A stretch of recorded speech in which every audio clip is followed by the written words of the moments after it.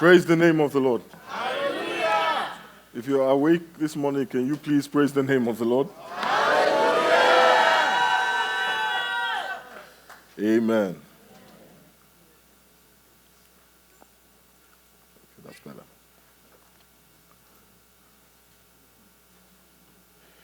So we've come to chapter 6 of the story.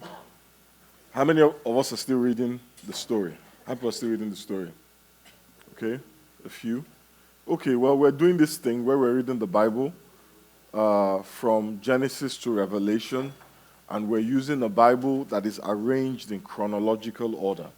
And the reason why we're using the chronological Bible is that it makes it easier to read it. Amen? And the reason why we're doing that is because the Bible says, they that know their God shall be strong and shall do exploits. There is a strength that we receive as a consequence of our knowledge of God. The more God we know, the stronger we are. The more God we know, the more faith we have. And the Bible says that without faith, it is impossible to please God. I think one of the problems, one of the challenges that we have is not that we don't hear what God says, or when we read the Bible, we don't understand what God has said in the Bible. I think one of the biggest challenges we have is that we don't know the God who is saying these things. And when you don't know the God who is speaking, it's kind of hard to trust him. It's kind of hard to put all your eggs in that basket. In order for you to have faith, you need to know the person in whom you have faith. And there's no other place, better place, to know God than through the scriptures. So I want to encourage you, amen? If you have not joined the story, please do so. I promise you will be blessed. And I know that's kind of like a cliche. We say that a lot in church. But I am confident that you will be blessed. Amen? So today we're continuing the story, and we're looking at the life of the Israelites. And the Israelites are on their way to the promised land. They've left Egypt. Now they are heading towards Canaan. And the journey to the promised land did not begin when they left Egypt. The journey to the promised land started 645 years before they left Egypt. Amen? It started when God promised Abraham that he would give his offspring, that his children, his offspring would inherit the land of Canaan. God described the land as a land flowing with milk and honey. So these guys leave Egypt after 645 years. They leave Egypt, and as they leave Egypt, they leave slavery. They cross the Red Sea, they journey through the desert of Sinai, and they eventually get to a city that the Bible calls Kadesh Barnea. Amen? Turn to your neighbor and say Kadesh Barnea. When they get to Kadesh, the Lord starts to speak to Moses. Turn your Bibles with me to the book of Numbers, chapter 13. We'll read verse 1 and 2. Or they're going to pull it up on the screen. Numbers 13. So they get to Kadesh, and the Lord said to Moses, send some men to explore the land of Canaan, which I am giving to the Israelites. From each ancestral tribe, send one of its leaders. The Lord said to Moses, send some men to explore the land of Canaan, which I am giving. Who is giving? Send some men to explore the land that I, God, I am giving you. Amen? Not send some men to explore some random land. Send some men to explore the land which I, God, am going to give you. Not which you are going to conquer, but which I am going to give you. So Canaan was supposed to be a gift. Amen? For the Israelites. God was giving it to them. I want you to remember that. So Moses sends out 12 men, and the mission was go and explore the land and come back with a report. And the men are gone on this exploration for 40 days. And after 40 days, they come back and they give a report to Moses. Now, I know most of us, well, a lot of us here know this story, but just follow me today, amen? And they come back with a report. And the report says, the land is awesome. It's beautiful. Rolling hills, tall trees. The land is fantastic. It is flowing with milk and honey. In fact, the land is so fertile. The grapes are so big that one man cannot carry a bunch. Two men have to carry a bunch because it's just awesome.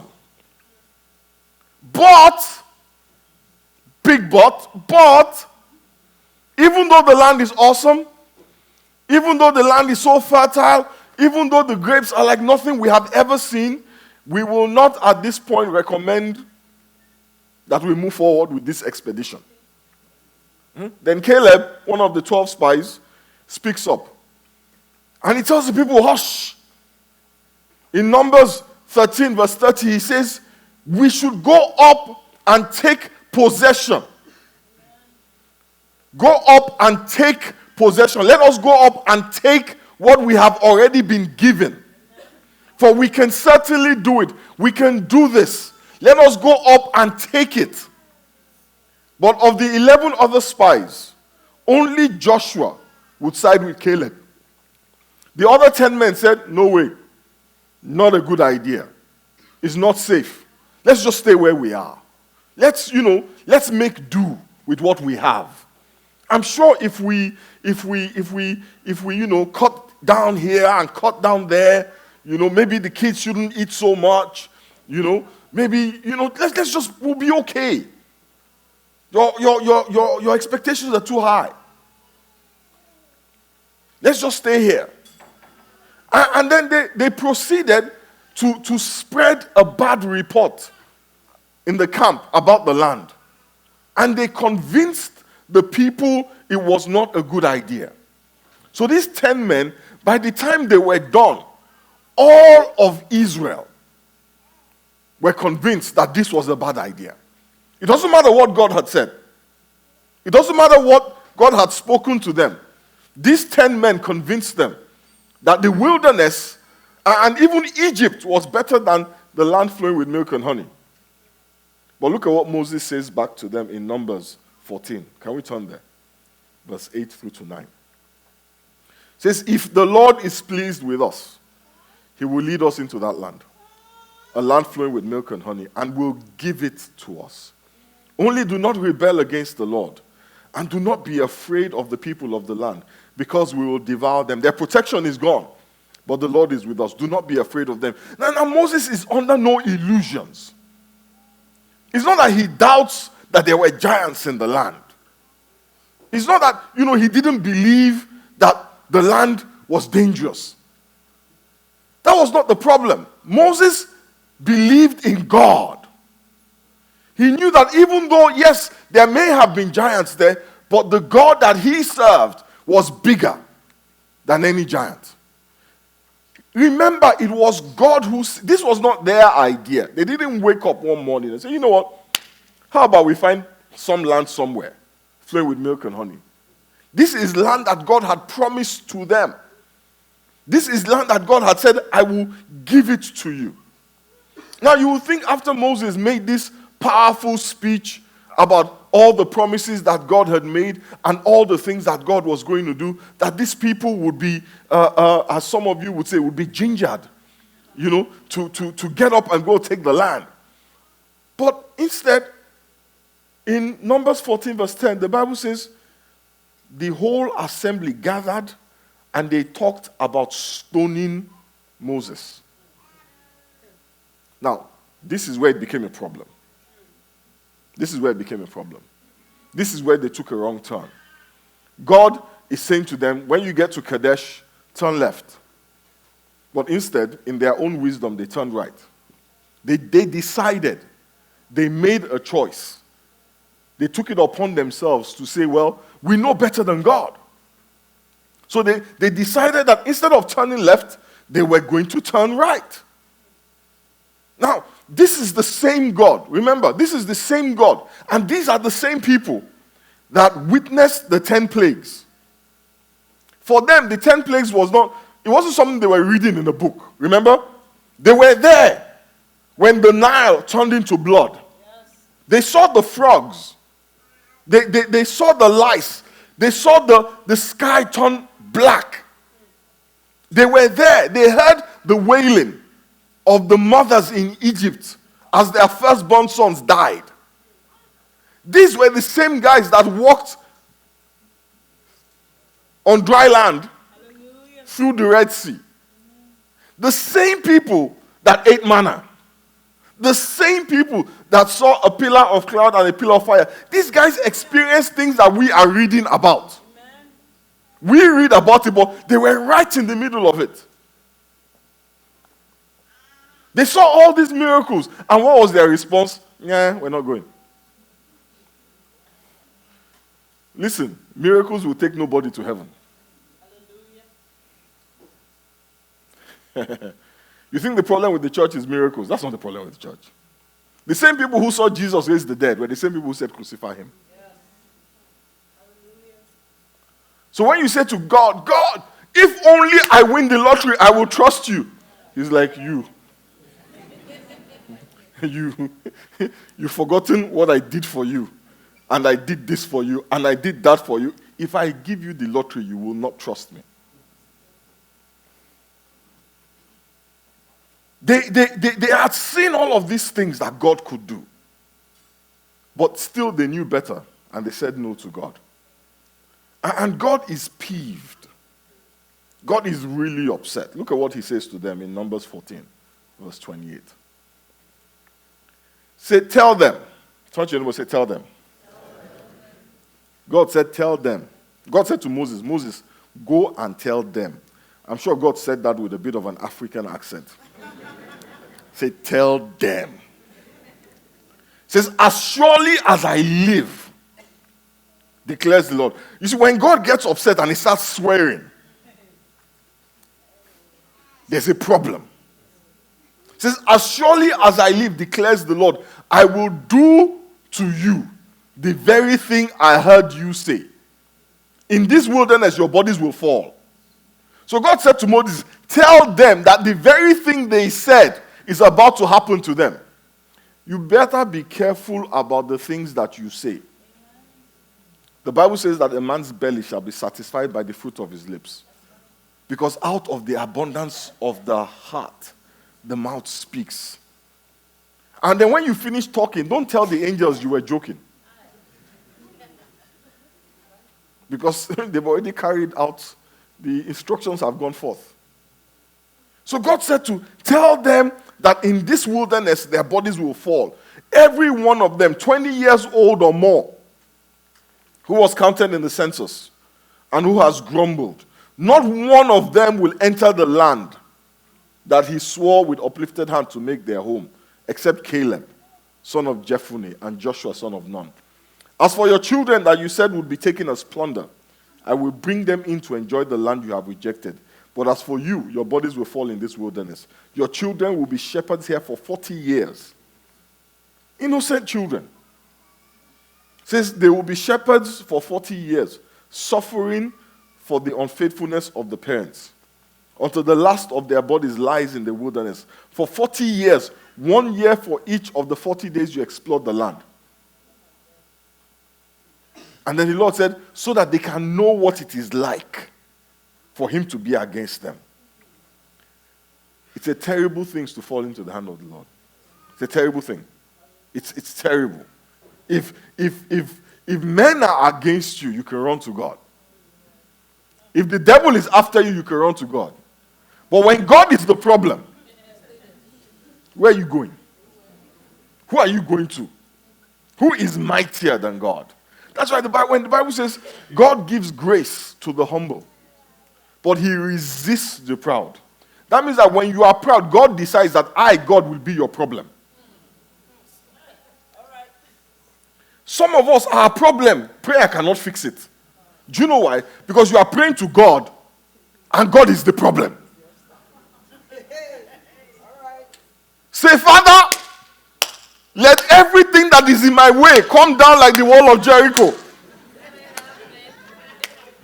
Say, Holy Ghost fire, burn all the obstacles. As wax is destroyed in the fire, and as smoke is driven before the wind, so Lord, let my enemies, and God is like me, I am your enemy. And we don't realize that. But that's what the scripture says. And what is pride? Pride is that you know more than God. You have, like the devil said, you have, esteemed yourself to be on the same level with God. And this is what the Israelites encountered. God became their problem. So everybody who was 20 and above slowly but surely died in the wilderness. It took them 40 years, but all of them died. So that means that from 21 to 80, one after the other, people were just dying until all of them were gone except Joshua and Caleb. So what does this story teach us today? I know we've heard the story before. The first thing is we have to learn to ask for directions from God. We have to learn to ask God for directions. When we need direction, when we need counsel, our instinct is to go to the people around us whose intelligence we value. But there's nobody whose intelligence compares to God. The Bible says God at his most foolish is wiser than men at our wisest. Godly men and women should only be witnesses to what God has said. They should only affirm or validate for you what God has said. They should not be your first port of call when you need wisdom. They should not be your first port of call when you need direction. Your pastor should not be the first person you call. God. There's a reason why God removed the veil that separated us from him. He didn't remove the veil and then put a man there. Jesus Christ did not die so that you can go to a pastor before you pray. There is no man of God that should stand between you and God. If God cannot answer your prayers, you need to check yourself. It is not the man of God that will come and bend God's hand. Those days have passed. The days of celebrity men of God. It is time for you and I to rise up into our own anointing. But when we want to be lazy, we want to outsource the prayer.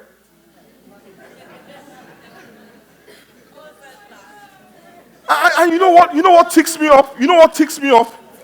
You know what really irritates me? People won't pray for themselves, then they'll sit down and be complaining that I'm flying a private jet. If you don't want me to fly a private jet, pray for yourself.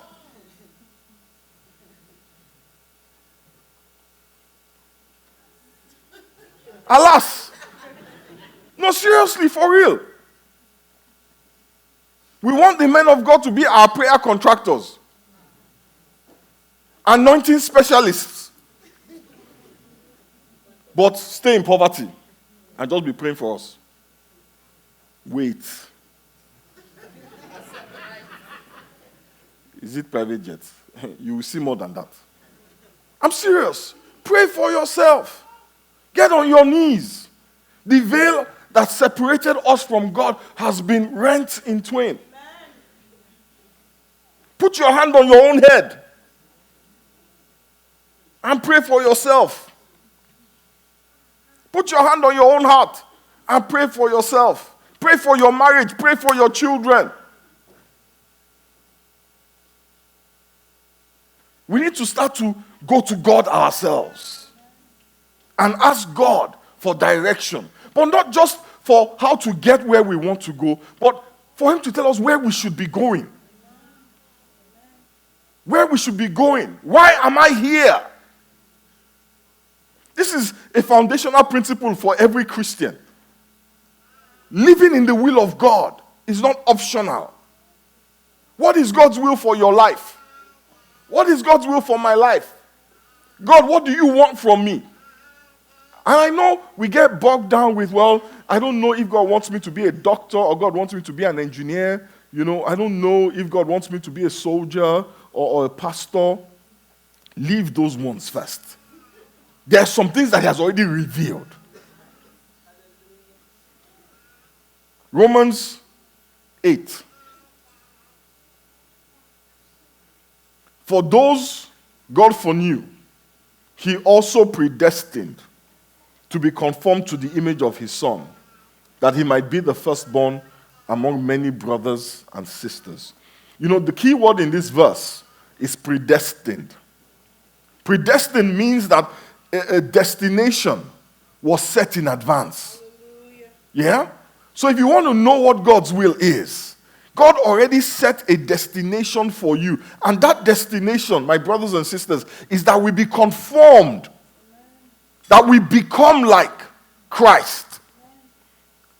We know what the will of God is. And the question then, when I ask myself, am I in the center of God's will for my life? The question I'm asking is, am I becoming like Christ? Am I moving towards the image of Christ? And no matter what else you do with life, no matter what else you do in life, if you do not get to that destination when your time is up, or you have not moved towards that destination when your time is up, you failed. And your material acquisitions mean nothing because you cannot take them with you. There's not a pin that you own that you will take with you. The day you die, your Bottega Veneta, your Gucci, your Salvatore Ferragamo, Dolce and Gabbana. Listen, if they bury you in them, when somebody comes and opens the box, those things will still be there. And you will not. Your car, where the note is more than a mortgage. The day you die,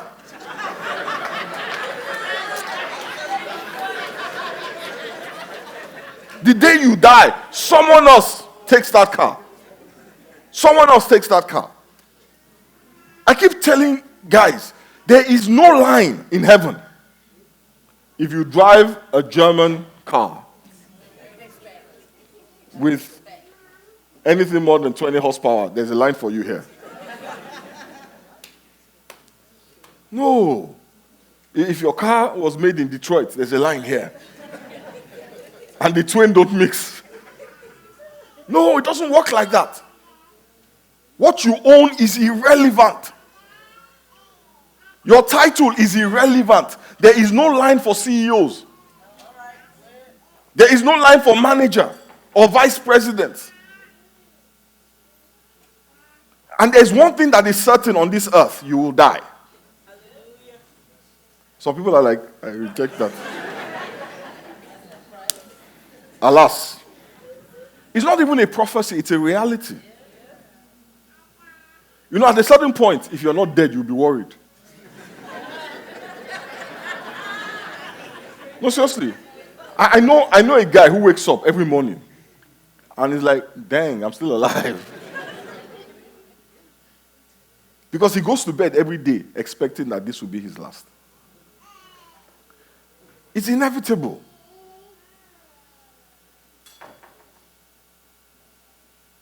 If you are not moving in that direction, you are going in the wrong direction. Why are you here? You know, we talked in the first service about the guys in Texas, near San Antonio, who went to church on a Sunday morning. And a madman brings a gun into the service and kills a bunch of people for no reason. How are you better than those people? Seriously, how are you better than them? Is it you think your prayers are more powerful? No. God had mercy on you. By the way, don't be surprised if you come to church one day and there's a metal detector there. I'm just saying. Don't be surprised if the ushers now are carrying what may seem like, don't worry, it's just microphone packs. It's nothing. Don't be surprised if you come and I am standing here with something bulging in my back pocket. Don't be surprised because I will not be a sitting duck for a lunatic. Have you not heard that the kingdom of heaven suffers violence? And the violence taken by... You're laughing. This is America, man. 2017. I'm not playing with anybody.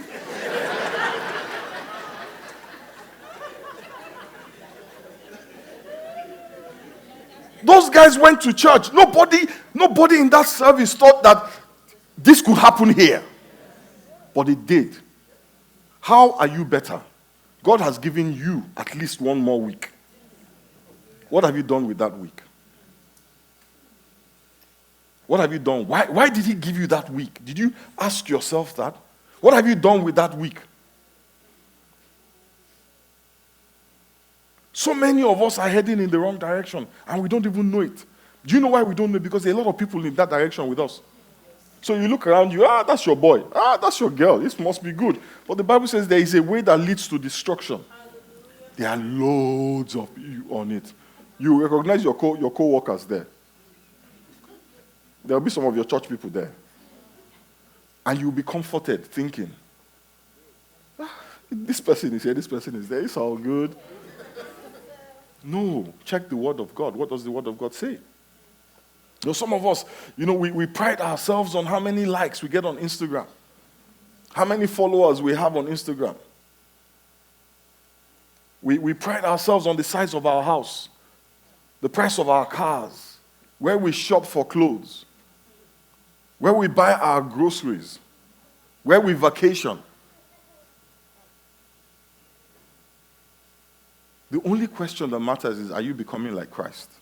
Because that is the destination God set for you. That is all heaven cares about. Are you forgiving? Are you forgiving more? Are you less selfish? Are you less cranky? Are you growing in love? Are you more like Christ with your money? Are you more like Christ with your time? Are you more like Christ with your gifts and your talents? Are you more like Christ than you were 3 months ago, 6 months ago, 5 years ago? When I see you, do I see less of you and more of Christ? Or am I seeing more of you and less of Christ? If your faith does not compel you to be better, there's something wrong with your faith. If your faith accepts adulterous relationships and deceitful living, there's something wrong with your faith. The Holy Spirit, I told them in first service that, people say the Holy Spirit doesn't talk a lot. I don't know what Holy Spirit they're talking about, because the Holy Spirit talks a lot to me. In fact, I think the Holy Spirit talks too much. He doesn't stop. But I can count on my 2 hands the number of times the Holy Spirit has talked to me about other people. He's usually talking to me about me. Say, Femi, can you shout less? Femi, do you really need to raise your voice? Femi, why are you so angry? Femi, it's not a big deal. Femi, let it go. Femi, who do you think you are? Femi, what's wrong with you? You know better than this. Femi, what are you looking at? Femi, what are you doing with your time? That's what the Holy Spirit does. He brings us closer to the image of Christ. Some of us, the only time we hear the Holy Spirit is when he's calling down fire on other people. But God said, remove the log in your eye before you start to point to the speck in others. If the Holy Spirit is not telling you about your log and every day is talking about someone else's speck, that is not the Holy Spirit. That is your judgmental spirit. And you're heading in the wrong direction. True faith moves you to be like Christ. True faith empowers you to be like Christ. Faith is a journey. But there is no journey that involves standing still for it to succeed. There has to be forward movement. A Christianity that is not moving forward is a fraud. When was the last time somebody came here to give a testimony? Just bless the Lord for me. I used to be the most selfish person on this planet. I cared only about myself. But look at me now. I am giving my life, my time, my substance. No, we don't hear those kind of testimonies. What we hear is, somebody shout hallelujah. I have not had a job for 15 years. Finally, I am making money. Those are the things that we value. Material advancement. We give testimony for material promotion because that is what we value. These display panels, when they made them, the manufacturer's intention was that they would be up on a wall displaying graphics somewhere in the world. If somewhere on the path to this wall or some other wall, this display said, you know what? I want to be a table. I just want to lay down here and have people put stuff on me. That's what I want to do with my life. It has failed. It has not achieved what it was made for. I said in the first service, if our social media posts are a true reflection of our lives, and I know we lie a lot on social media. People lie. I'm serious. They're driving past the car that is not their own, they'll just take a picture.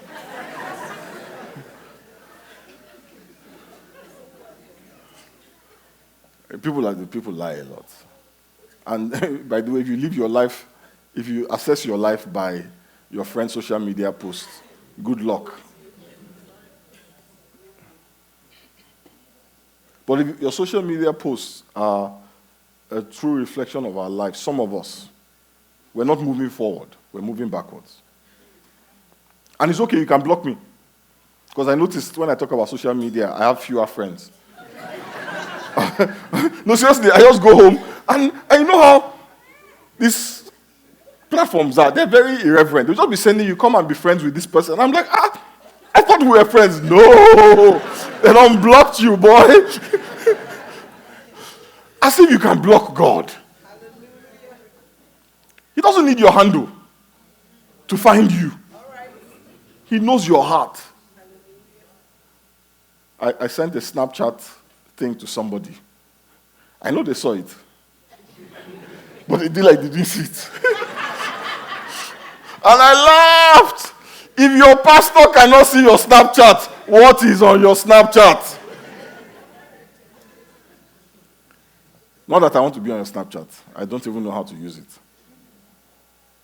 But I feel like going to learn for some of you. Because some of you all are suspects. No, but jokes aside, are you moving forward? Are you moving forward in your faith? Or are you regressing? Is your language getting better? All of a sudden, you pepper everything with an F word. All of a sudden, it's okay,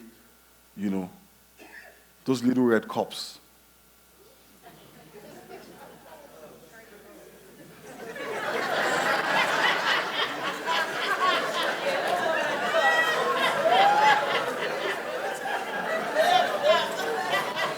And I'm like, really? It's juice. How many times have you ever thought to snap yourself drinking juice? And in the background, somebody is singing about red bottoms. Yeah, you know what I'm talking about. It doesn't matter how many people are heading there with you. If you're going in the wrong direction, you're going in the wrong direction. When we fail to heed the Lord at Kadesh, we end up wandering around in the wilderness. And many are wandering around in the wilderness and they have no idea. Because they keep getting Instagram likes.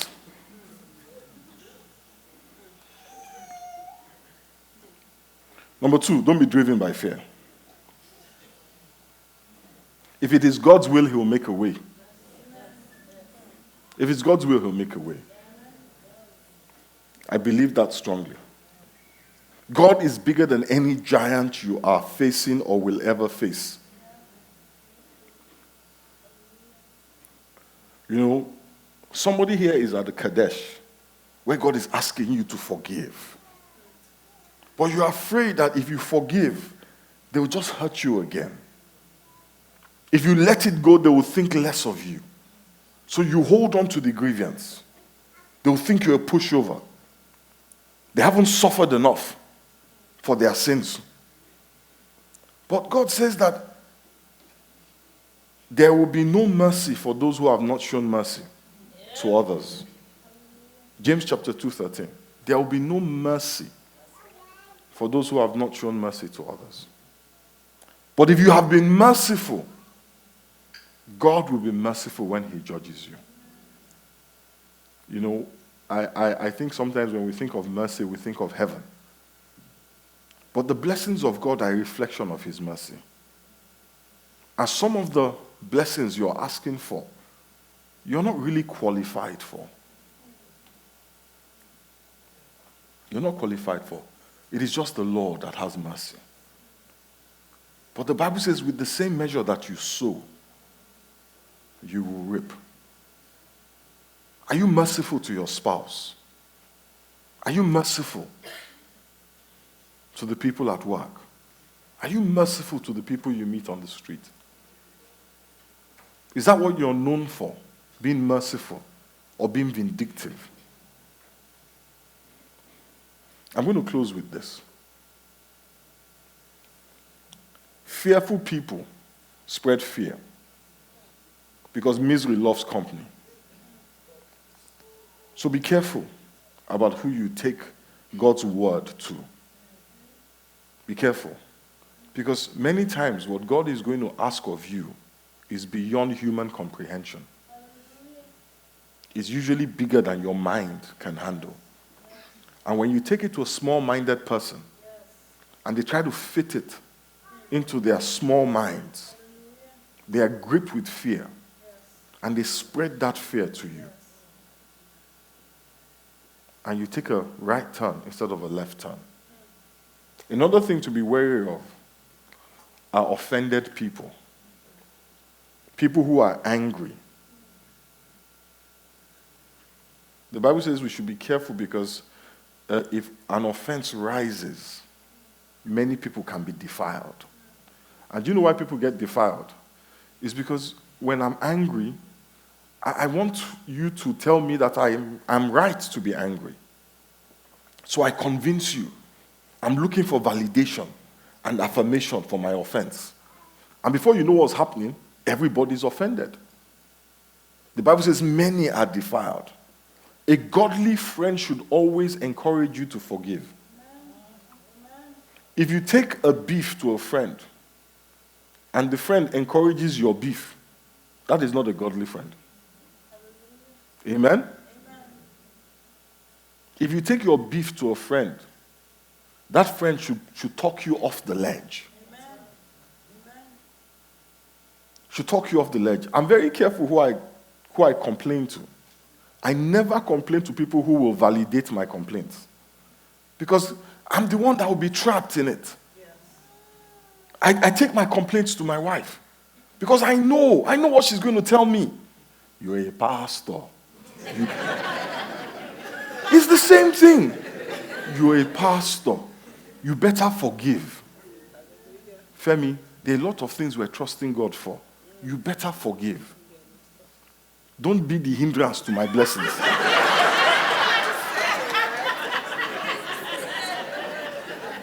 And guess what? And she knows, when she brings beef to me, I am not going to carry her beef and start beefing somebody I don't know because she's beefing the person. Some of us are beefing other people's beefs. And the worst part of it, you don't even know what started the beef. But our definition of loyalty, if you are mad at them, I too must be mad at them. Those are not godly friends. They will take you to hell.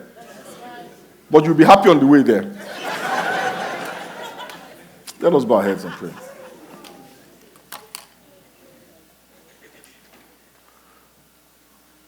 Father, we thank you and we bless you. Almighty and ever-living God, we give you praise.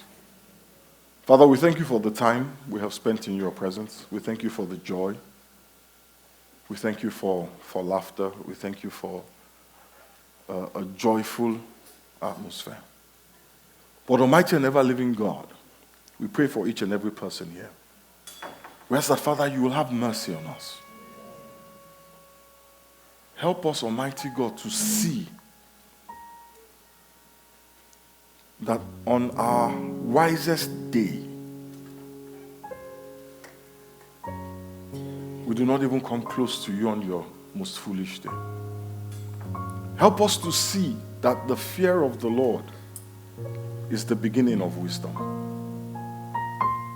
Help us, Father, to rise above our fears, to rise above our weaknesses, to focus not on ourselves, but on you. Almighty Father, we bless you and we give you praise. Father, let us not be like the Israelites who spent 40 years wandering in the wilderness, dying in the wilderness, because they would not trust you. They would not obey you. Help us, Father, run to your word and run to your will. We give you praise and we give you glory. In the mighty name of Jesus we pray. Amen.